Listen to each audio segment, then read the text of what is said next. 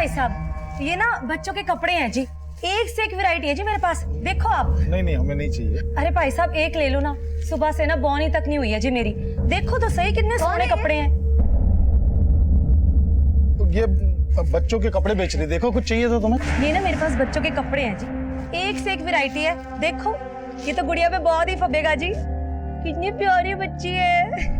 और प्राइस क्या है? अरे आप प्राइस की टेंशन ना लो जी, एक काम करो आस पड़ोस वालों को भी बुला लो, ज्यादा लोग लेंगे ना तो दाम कम कर देना है मैंने।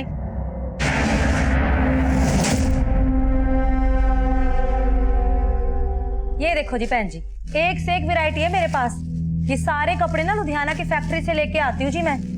ये कपड़े अगर आप मॉल में जाओगे ना 10 गुना ज्यादा रेट पे मिलेंगे आपको। देखो तो आप फैब्रिक नहीं देख रहे हो जी, देखो इसका कलर कितना सुंदर है। ये मैं माधव को ट्राई करवाती हूँ।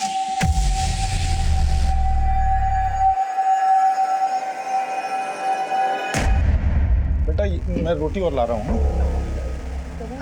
अरे परमीला भाभी, आपने तो पूरा मार्केट लगा दिया आज। अरे बहन जी तुसी भी देखो ना कितने सोने सोने पीस है, ये देखो। हाँ।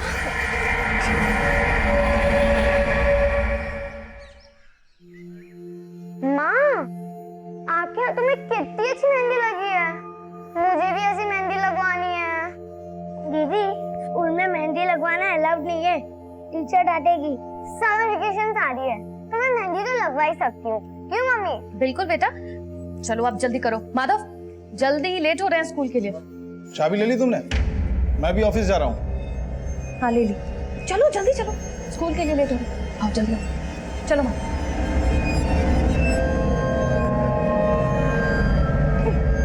आराम से।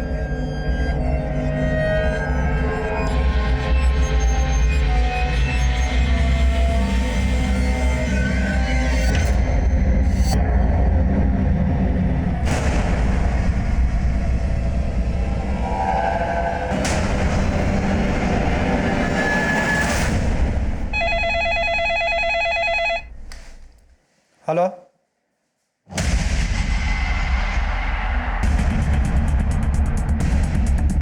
चेक करो। सर, वो लावारिस बैग पड़ा देखा तो यहाँ के लोगों ने कंट्रोल रूम में फोन किया। हमने चेक किया तो देखा ये बैग लाश के टुकड़ों से भरा पड़ा है। सर ये देखिए, हाथों में मेहंदी लगी है, पक्का ये लाश किसी औरत की है। लेकिन सर इसका सर गायब है। 3 महीने पहले हमें प्राइम में जिस औरत की कटी हुई लाश मिली थी उसका भी सर गायब था। सर मॉडस ऑपरेंडी सेम है, लेकिन हम उस औरत की पहचान पता नहीं कर पाए थे, और यहाँ भी क्रिमिनल ने इस औरत की पहचान पता करने का कोई क्लू नहीं छोड़ा।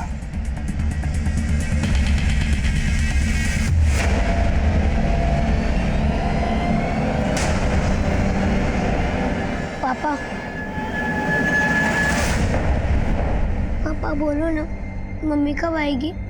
आ जाएंगी बेटा, जल्दी आ जाएंगी।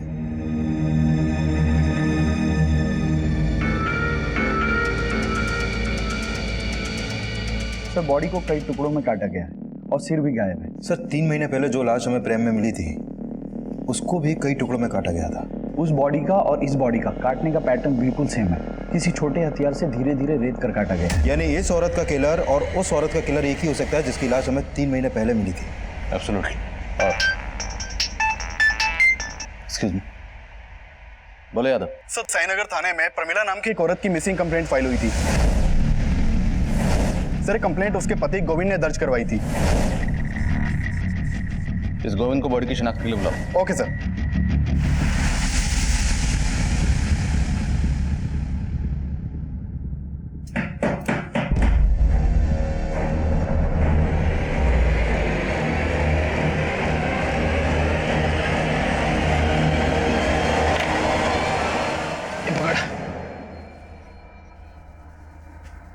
लुधियाना से तो तू कल ही निकल गया था और तू अब घर आया है, कहाँ पर था इतनी देर से?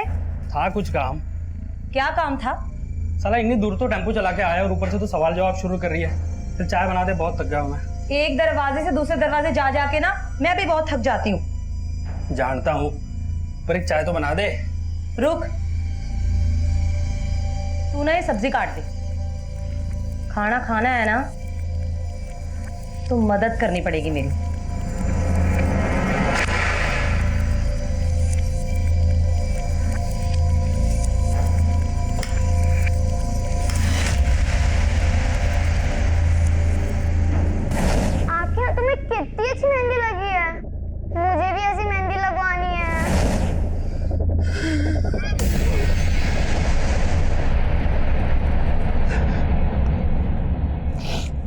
आखिरी बार मेरी प्रमिला से फोन पे बात हुई सर। गोविंद, आज आप फिर टिफिन ले जाना भूल गए? हाँ जानता हूँ, डोंट वरी, कुछ खा लूंगा बाहर में। वैसे बनाया क्या तुमने? मटर पनीर। लेकिन आप क्यों पूछ रहे हैं? आप तो वैसे भी बाहर खाने वाले हैं। अरे तो रात को घर पे आके खा सकता हूँ ना। अच्छा गोविंद, वो बच्चों के स्कूल से आने का टाइम हो गया है, तो मैं फोन रखती हूँ, उन्हें लेने जाना है। सर फिर मुझे पता चला कि प्रमिला बच्चों को लेने पहुंची नहीं थी। बच्चे वहां वेट करते रहे, फिर किसी पड़ोसी ने देखा तो वो बच्चों को लेके घर आए सर। वो घर आए तो देखा कि वहां ताला लगा हुआ है। अंदर तो मम्मी दिख ही नहीं रही है आंटी। फोन की बेल तो जा रही है। आंटी फोन की आवाज तो अंदर से आ रही है। तो परमिला फोन अंदर रख के कहाँ चली गई? एक काम करते हैं, प्रमिला के हस्बैंड को फोन करके उसे इन्फॉर्म करते हैं। फिर मैं घर आया, कुछ समझ नहीं आ रहा था सर। प्रमिला अचानक से देखिए, जैसा आपने बताया कि आपकी पत्नी प्रमिला ने फोन करके आपको ये कहा कि वो बच्चों को स्कूल बस से पिक करने जा रही है, लेकिन अगर वो वहां नहीं गई तो और कहाँ जा सकती हैं? सर उसने फोन पे तो यही बोला था कि वो बच्चों को लेने जा रही। और वो अपना फोन घर पे क्यों छोड़ के गई?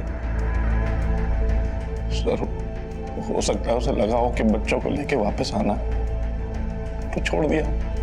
देखिए, अगर ऐसा है तो आपकी पत्नी के साथ जो भी हुआ है वो आपके घर से लेके उस रास्ते के बीच में ही हुआ है जहाँ पर स्कूल बस आपके बच्चों को ड्रॉप करती है। आपके बच्चे कहाँ?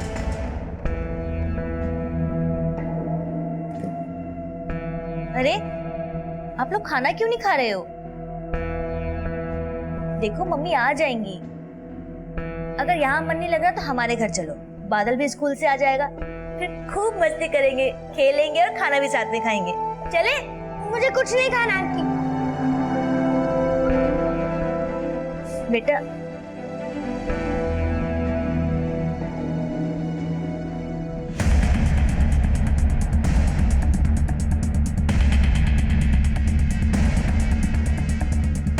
सर, मैंने उस दिन दोपहर को प्रमिला को देखा था, वो कहीं बाहर जा रही थी।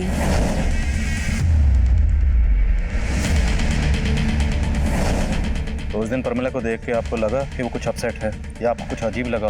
नहीं सर, ऐसा कुछ भी नहीं लगा, क्योंकि वो हर रोज बस स्टॉप जाती थी बच्चों को लेने। बेटा अब बड़े हो ना, समझदार हो, भाई को समझाओ ना। मम्मी आ जाएगी जल्दी। पापा पापा मम्मी कहाँ है? मम्मी आएंगी बेटा, मम्मी आ जाएंगी। आप सर, ये हमारी पड़ोसी। मैं मेघना। मैं विद्या। बेटा कौन से स्कूल में पढ़ते हो आप लोग? सर ये 3rd में है, ये 4th में। कविन जी, देखिए आपकी पत्नी की लाश यहाँ से 10 किलोमीटर दूर सिनुजा में मिली। आपको किसी पर शक, किसी से कोई झगड़ा या दुश्मनी? नहीं सर, ऐसा तो कुछ समझ नहीं आ रहा। प्रमिला जी वर्किंग थी या हाउसवाइफ?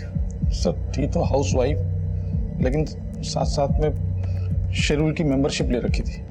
शेरूल मतलब? शेरूल एंटरप्राइजेस।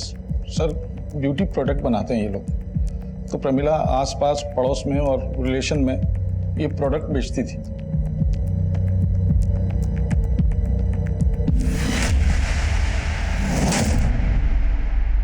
सर, हमने प्रमिला के आस पड़ोस में कई लोगों से बात की। उनसे प्रमिला के पति गोविंद के एक अफेयर के बारे में पता चला।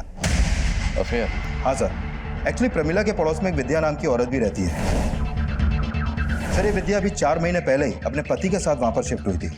इसका पति ऑफिस टूर पे ज्यादातर बाहर ही रहता है सर, और इस गोविंद का इस विद्या के घर में काफी आना जाना है। सर गोविंद और विद्या का पक्का अफेयर था, तभी तो प्रमिला को शक था गोविंद पर। शक?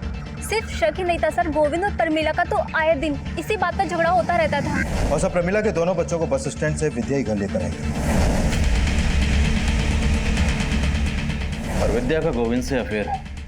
गोविंद ने हमें यह बताया था कि प्रमिला ने सिर्फ फोन पर यह कहा था कि वो बच्चों को स्कूल बस से लेने जा रही है, लेकिन हो सकता है कि प्रमिला ने गोविंद को ऐसा कुछ कहा ही ना, बल्कि इस गोविंद ने खुद प्रमिला को कहीं बुलाया और उसका कत्ल कर दिया। बुलाओ इन दोनों। Okay sir.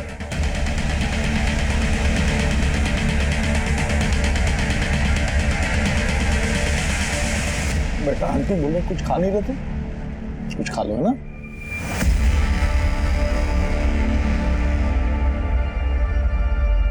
गोविंद जी आपको हमारे साथ थाने चलना होगा, और विद्या जी आपको भी। मुझे क्यों? थाने चलिए, बताते हैं। मेघना जी, बच्चों का ख्याल रखना।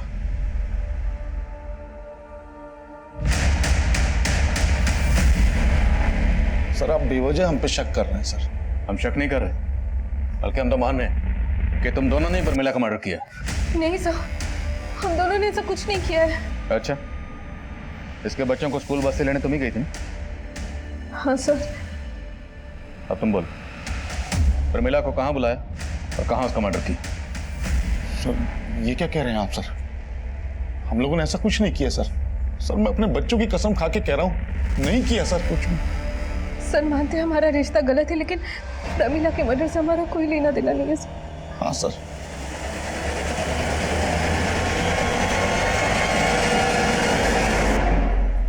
इस बार बिल्कुल रद्दी माल लेकर आया तो लुधियाना से, कोई माल खरीदने को तैयार नहीं हो रहा। ऐसा करेगा ना तो धंधा चौपट हो जाना है अपना। हाँ, घूर क्या रहा है? मारेगा मुझे?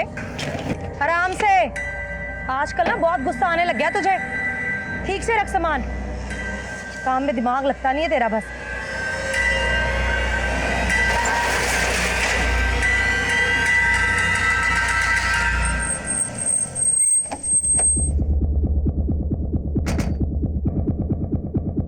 सर, ये प्रमिला की पोस्टमार्टम रिपोर्ट। सर, रिपोर्ट में सामने आया है कि प्रमिला का मर्डर उसी शाम हो गया था जिस दिन उसके पति गोविंद ने उसकी मिसिंग कंप्लेंट दर्ज करवाई थी। सर, प्रमिला का भी उसके मर्डर से पहले रेप हुआ था।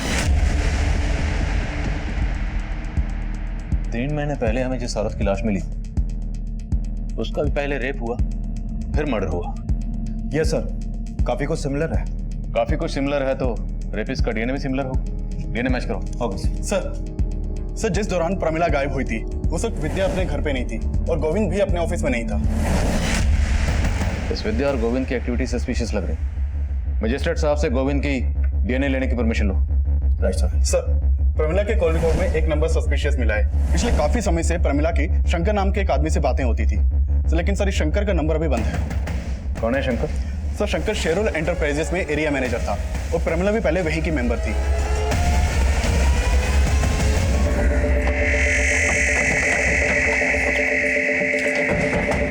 यस सर, शंकर पहले हमारी कंपनी में था।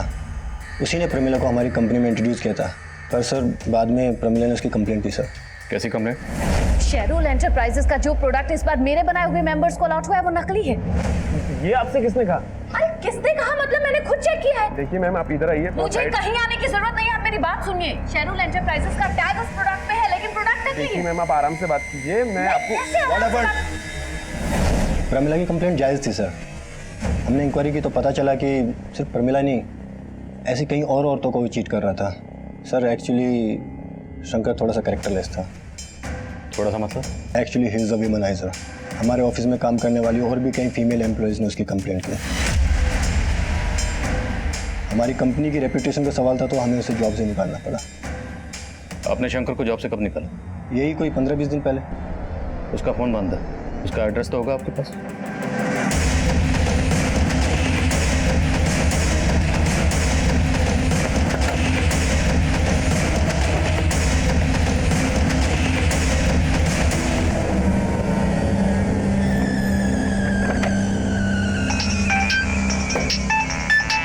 हाँ विकास। सर, शंकर के घर में ताला लगा है। आसपास में पूछा लेकिन किसी को भी नहीं मालूम कि इस वक्त कहाँ है वो। अब गोविंद और विद्या के अलावा ये शंकर भी हमारा सस्पेक्ट है। इस शंकर के लिए लुकआउट नोटिस जारी करो। नमस्ते जी, मैं शंकर शिरूल ब्यूटी प्रोडक्ट से। मैंने आपको कॉल किया था ना? जी जी, आइए प्लीज। Thank you.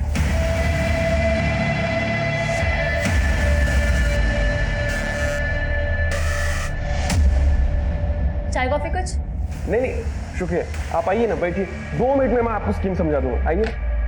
पहले ना आप मेरी स्कीम सुन लीजिए, और बस थोड़ी सी इन्वेस्टमेंट है और आप घर बैठे बहुत पैसे कमा सकती है।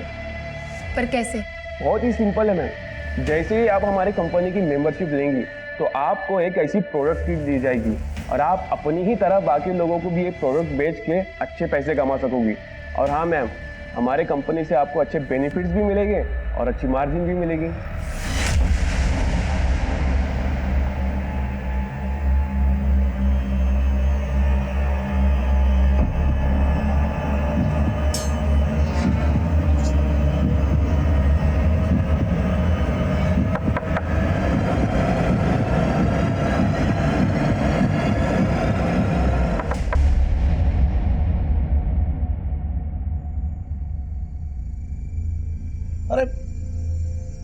सुनो, मैंने एक बेहतरीन प्लान किया है। समर वेकेशन पे तुम दोनों को लेके शिमला चल रहे हैं घूमने, ठीक है? सबसे पहले खाना खाते हैं, खाना खाते खाते प्लान करते हैं। आ जाओ। पर पापा, मम्मी तो है ही नहीं, वो कब आएंगे? मम्मी आ जाएंगी बेटा, उससे पहले आ जाएंगी ना। झूठ बोल रहे हो आप, अब वो नहीं आएंगी क्योंकि आपने उनको मार डाला है। क्या बोल रही हो तुम? किसने कहा तुमसे ये? सब यही कहते हैं कि आपने और विद्या आंटी ने मिलकर मम्मी को मार डाला। झूठ बोलते हैं सब बेटा, ऐसा कुछ नहीं किया। आप झूठ बोल रहे हो। अब आप हम दोनों को भी मार डालोगे ना? बेटा ऐसा मत बोलो। मुझे ऐसे बात नहीं करनी। चलो माधव। तृप्ति, माधव, बेटा, तृप्ति, बेटा, बेटा दरवाजा खोलो तृप्ति। माधव,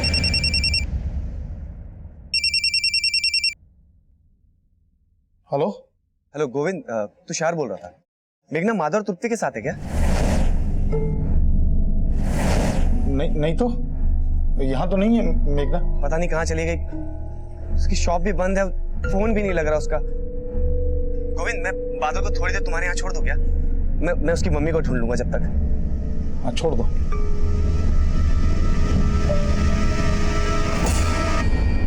बहन जी आप एक काम करो, ये बच्चा मुझे दे दो, आप ना आराम से देखिए। लो। अच्छा जी, संभाल।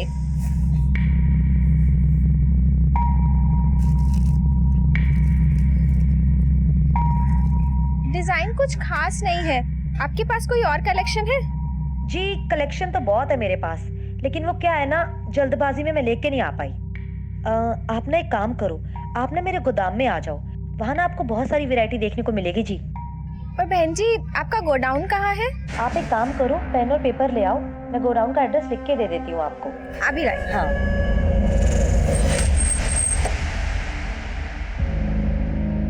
सर, साईनगर थाने में जहाँ पर प्रमिला की मिसिंग कंप्लेंट फाइल हुई थी, वहाँ से एक इन्फॉर्मेशन आई है। उसी थाने में प्रमिला के मोहल्ले की एक और औरत की मिसिंग कंप्लेंट दर्ज की गई है। कौन औरत? सर ये मेघना बेस्ट। सर इस मेघना का प्रमिला के घर में काफी आना जाना था और ये कंप्लेंट मेघना के पति ने दर्ज करवाई है। सर साईनगर पुलिस को मालूम था कि हम प्रमिला मर्डर केस में उसके पति गोविंद पर शक कर रहे हैं, इसलिए उन्होंने हमें ये अपडेट दिया। विकास, इस मेघना के पति से भी मिलते हैं, देखते हैं वो गोविंद के बारे में क्या कहता है।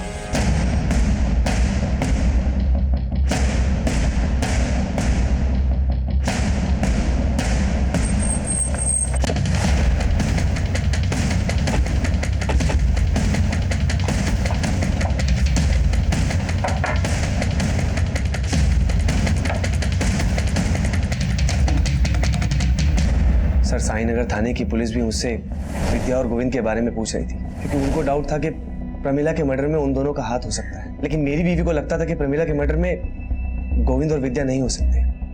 आपकी बीवी मेघना के गायब होने के पीछे किसका हाथ हो सकता है? सर मुझे कुछ समझ में नहीं आ रहा। वो तो एक मामूली सी टेलरिंग शॉप चलाती थी, हमारी तो इतनी इनकम भी नहीं। ये शेरुल की ब्यूटी प्रोडक्ट्स आपके यहाँ? प्रमिला ने एक दिन अचानक मेघना को शेरुल ब्यूटी प्रोडक्ट की मेंबरशिप दिलवाई थी। मेघना मेंबर कब बनी? प्रमिला के मर्डर से कुछ दिन पहले ही प्रमिला ने उसे अपने बॉस से मिलवाया था। शंकर से? शायद, लेकिन फिर पता चला कि उनकी किट में सारे प्रोडक्ट फेक है। प्रमिला ने कहा था कि मेघना को अपने बॉस से सारे पैसे वापस दिलवा देगी, लेकिन प्रमिला हमें पैसे दिलवाती उससे पहले उसकी डेथ हो गई। मुझे लगा कि मेघना शंकर से मिलने उसके ऑफिस गई होगी, लेकिन मैंने जब वहां जाके पता किया तो पता चला कि शंकर को तो कुछ दिन पहले ही ऑफिस से निकाल दिया गया था और मेघना तो कभी ऑफिस गई नहीं थी। सर हम मानते हैं कि प्रमिला के साथ मेघना को भी शंकर ने चीट किया होगा, पर सर मेघना यहाँ कभी नहीं आई। और सर हम तो आपको पहले ही बता चुके हैं कि शंकर को हमने जॉब से निकाल दिया था। सर पहले प्रमिला का मर्डर और अब मेघना गायब, और इन दोनों का कनेक्शन इस शेरुल एंटरप्राइजेस से ही जुड़ा हुआ है। सर कहीं ऐसा तो नहीं कि प्रमिला की तरह इस मेघना को भी शंकर ने गायब किया हो? शंकर के घर पे ताला लगा हुआ है और उसका फोन बंद है। ये मेघना शंकर के टच में आई कैसे? मेघना के कॉल रिकॉर्ड निकलो, हो सकता है उसमें शंकर का कोई दूसरा नंबर। मंजू तब तक हमारे लिए एक अनजान लाश थी, और प्रमिला मर्डर केस का मंजू के केस से कोई ताल्लुक था या नहीं, ये तब हम श्योर नहीं थे। और प्रमिला मर्डर केस में हमें उसके हस्बैंड गोविंद का मोटिव नजर आ रहा था, और शंकर भी प्राइम सस्पेक्ट बन के सामने आया था। और अब मेघना मिसिंग केस भी मेघना मर्डर केस में तब्दील होने वाला था।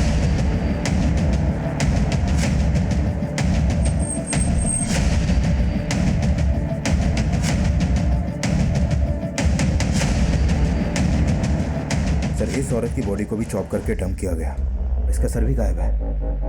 कहीं ये मेघना तो नहीं?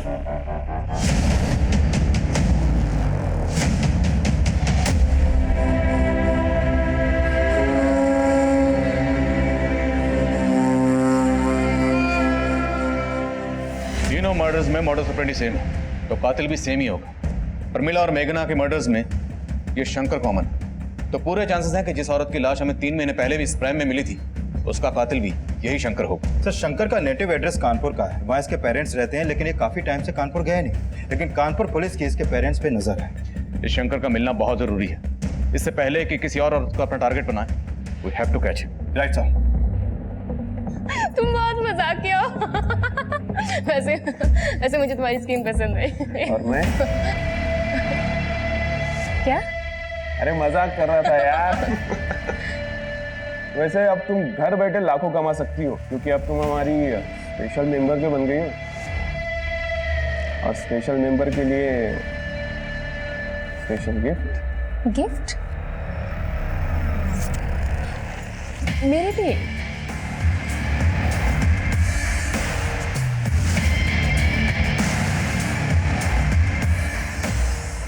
Thank you. सर इस मेघना के कॉल रिकॉर्ड में ऐसा कोई नंबर नहीं मिला जो शंकर से कनेक्टेड हो। लेकिन सर जिस समय मेघना का फोन रानीगंज मार्केट में बंद हुआ, उस समय गोविंद का फोन भी वहां पर एक्टिव था।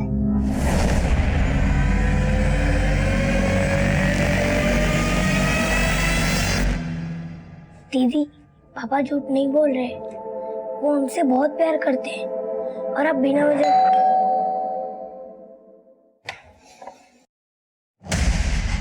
ले चलो इनको।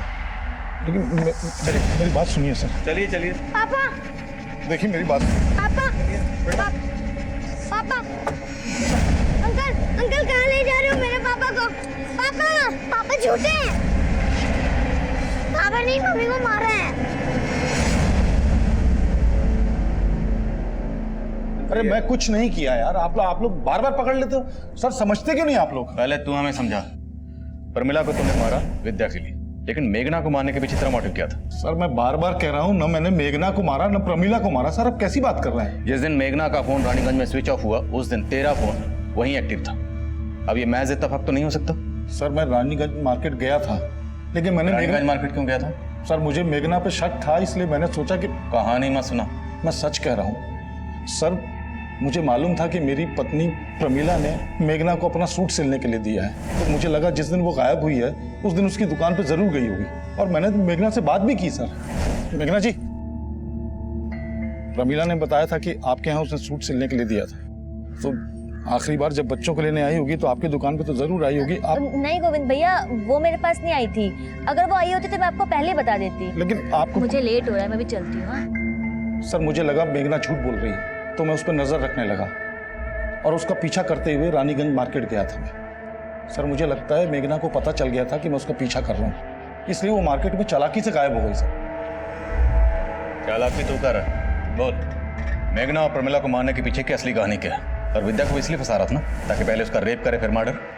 सर क्या कह रहे हैं सर? मैंने ऐसा कुछ नहीं किया, मैं बार बार आपको बोल रहा हूँ सर। तेरी डीएनए रिपोर्ट से साफ हो जाएगा कि तूने मेघना का रेप भी किया है। सर जान मत देना। सर मेरी बात का हम यही अंदाजा लगा रहे थे कि बाकी विक्टिम्स की तरह मेघना का भी रेप हुआ होगा, पर पोस्टमार्टम रिपोर्ट ने हमारे इस अंदाजे को गलत साबित कर दिया। मेघना का रेप नहीं हुआ था। पोस्टमार्टम रिपोर्ट हमें उलझा रही थी, क्योंकि मेघना का कत्ल बिल्कुल वैसे ही हुआ था जैसे मंजू और प्रमिला का हुआ था, और उन दोनों का रेप भी हुआ था। उन दोनों की बॉडी पर मिला डीएनए रेपिस्ट के डीएनए से मैच हो गया था, और शक की बुनियाद पर हम गोविंद के डीएनए को उस डीएनए से मैच करवा रहे थे। शंकर की तलाश अब भी जारी थी, क्योंकि शंकर का कनेक्शन मेघना और प्रमिला दोनों से नजर आ रहा था। हम मेघना और प्रमिला से जुड़ी हर छोटी से छोटी बात पता करने में लगे हुए थे, और इसी तफ्तीश के दौरान हमारी नजर में 2 सस्पेक्ट आए। सर प्रमिला के घर में एक औरत आती थी जो छोटे बच्चों के कपड़े दिखाती थी यहाँ पे, और साथ में उसका पति भी आता था टेम्पो में। पर प्रमिला के मर्डर के बाद वो दोनों अचानक आना बंद कर दिया। लाश के टुकड़ों को 4 से 6 साल के बच्चों के कपड़ों में छुपाया गया। अच्छा कौन थी वो औरत, कुछ मालूम है तुम्हें? सर वो बोलती थी कि लुधियाना में किसी फैक्ट्री से वो सामान उठाती है और इधर लाके बेचती है। सर जो औरत प्रमीला और मेघना के घर बच्चों के कपड़े बेचने जाती थी उसका पता चल गया। चित्रा नाम है उसका, और उसके पति का नाम है नवीन। सर ये दोनों हस्बैंड वाइफ आसपास की कॉलोनियों में डोर टू डोर जाकर कपड़े बेचते हैं। चित्रा और नवीन रहते कहाँ? सर ये लोग मुकुंद नगर में रहते हैं। ये मुकुंद नगर रानीगंज के पास ही पड़ता है जहां पर मेघना का फोन बंद हुआ था। मिलते हैं इस मियां बीवी से।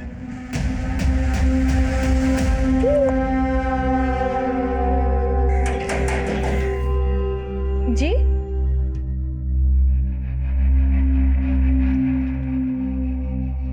जी बोलिए।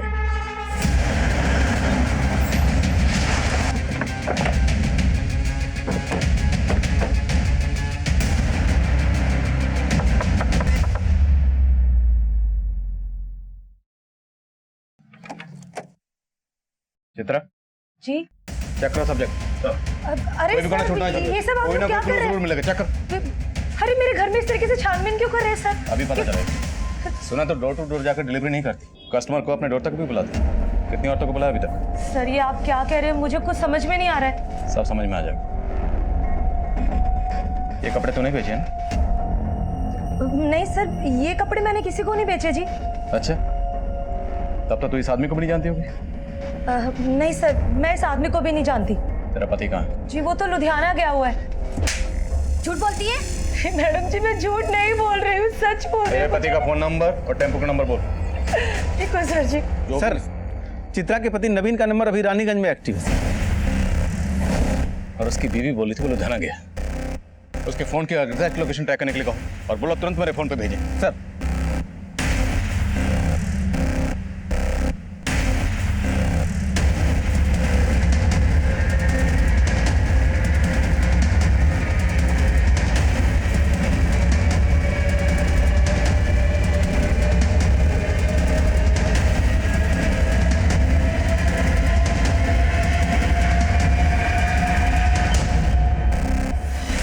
नवीन जी साहब बोलिए।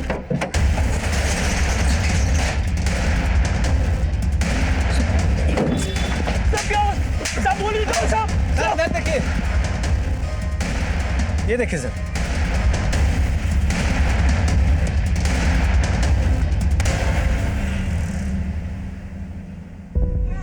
ये बच्चा कहाँ से आया?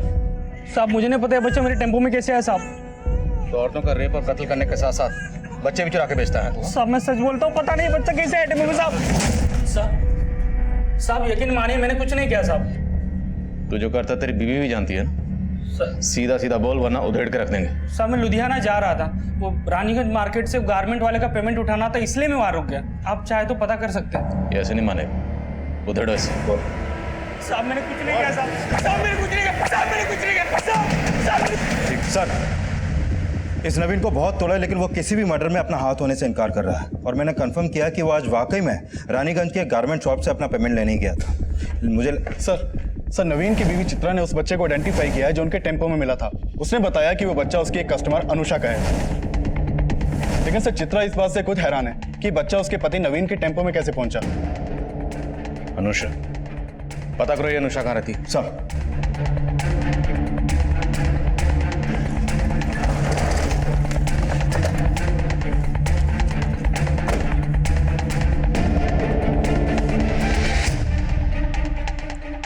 सर अनुषा विधवा है, यहाँ अपने बच्चे के साथ अकेली रहती है।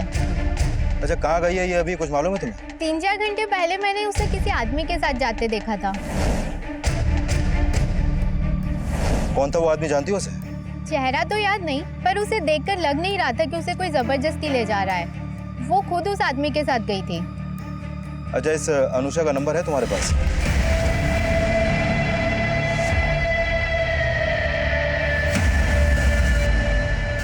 सर अनुषा का फोन भी रानीगंज मार्केट में बंद हुआ था। रानीगंज, और रानीगंज से हमने नवीन को पकड़ा था बच्चे के साथ। सर ये नवीन अभी भी कुछ नहीं उगल रहा है और मैंने कंफर्म किया कि ये अनुषा के घर के बाहर देखा ही नहीं गया है। सर हो सकता है ये अनुषा किसी और के साथ मार्केट गई हो। शंकर, हो सकता है ये नवीन शंकर को जानता और अनुषा का बच्चा शंकर ने नवीन को दिया। साहब मैं शंकर को नहीं जानता, पता नहीं वो बच्चा मेरे टेम्पो में कैसे आया।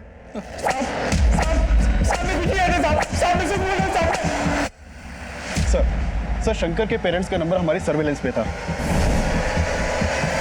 सर शंकर के पेरेंट्स के नंबर पे इस नंबर से फोन आया था। जब इस नंबर के बारे में पता किया तो पता चला कि ये शंकर का ही दूसरा नंबर है जो आगरा के एड्रेस पर रजिस्टर्ड है। सर ये नंबर को ट्रेस कर लिया गया है, इस वक्त लखनऊ में एक्टिव है।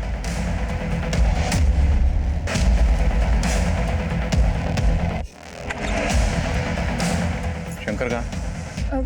क्या बात है सर? चेक करो। अरे बात क्या है? अंदर चेक करो, सब जगह चेक करो। क्या कर रहे हैं ये?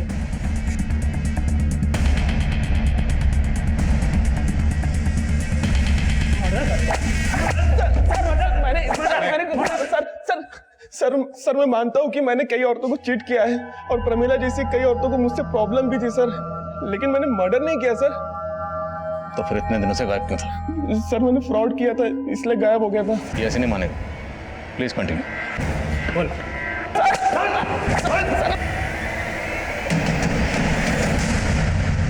तृप्ति बेटा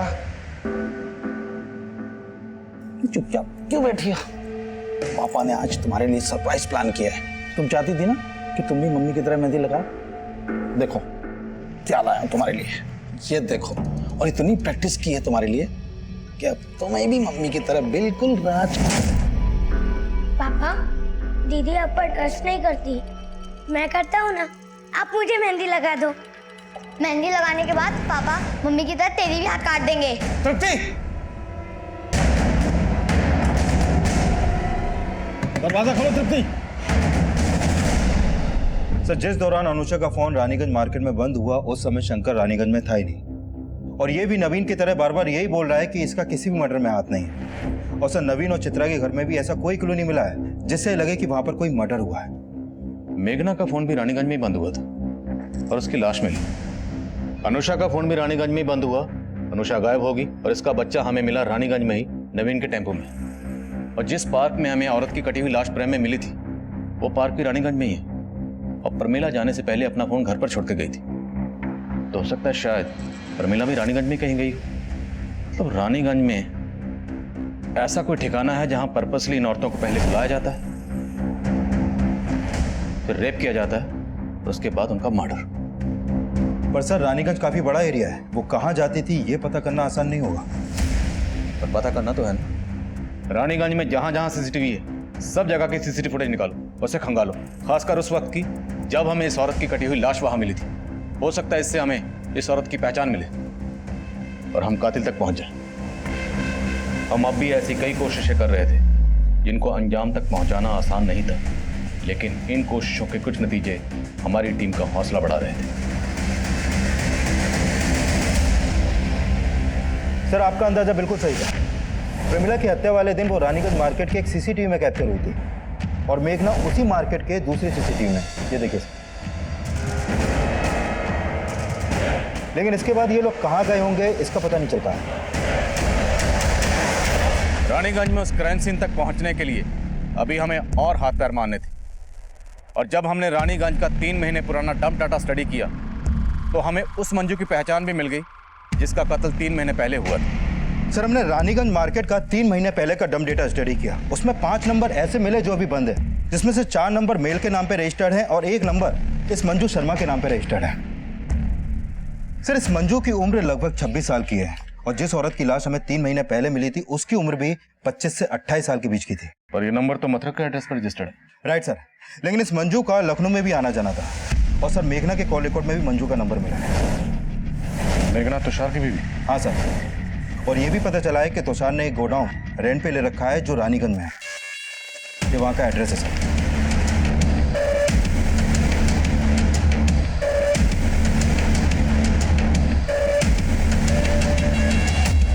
साला सारा कसूर मेरी खोपड़ी का है। सेक्स के सिवाय मुझे कुछ दिखता ही नहीं। बागपत में इसी आदत ने 2 औरतों को मरवा दिया था मुझसे।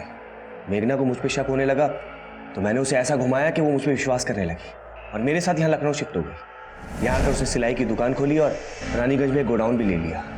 मंजू मेघना की कज़न थी और जब मंजू यहाँ से मथुरा वापस लौट रही थी तो वो मेरा पहला टारगेट बनी। आओ बैठो, मैं छोड़ दूँ। मुझे सिर्फ 2 मिनट का काम है, फिर मैं तुम्हें बस स्टॉप पे छोड़ दूंगा। ठीक है। एक काम करो ना, तुम भी अंदर ही आ जाओ। उस दिन मैं पार्क के पीछे वाले तालाब में मंजू की लाश को फेंकने जा रहा था, लेकिन पार्क में एंटी रोमियो स्क्वाड का छापा पड़ा था, इसीलिए मैं डर के प्रेम पार्क में छोड़ के चला गया था। तो फिर मंजू के बाद प्रमिला? तुषार भैया, मेघना? प्रमिला, मेघना तो रानीगंज गई है। रानीगंज? रानीगंज में हमारा एक गोडाउन है, तुम्हारा सूट भी शायद वहीं सिल के रखा हो। मैं आपको एड्रेस दे देता हूँ।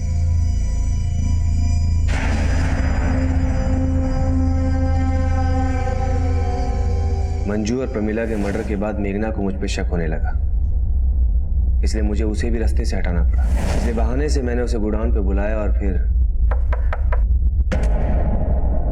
मेघना के मर्डर के बाद मैं डर गया था कि मैं फंस जाऊंगा, इसलिए खुद को बचाने के लिए मैंने एक तरफ शंकर का नाम लिया, दूसरी तरफ मैं नवीन और चित्रा के लिए गड्ढे खोद रहा था। क्योंकि पहले भी मैंने उन्हें रानीगंज में देखा था, उनका घर गोडाउन के बिल्कुल नजदीक था, और फिर एक दिन मैंने प्रमिला के घर उनको देखा।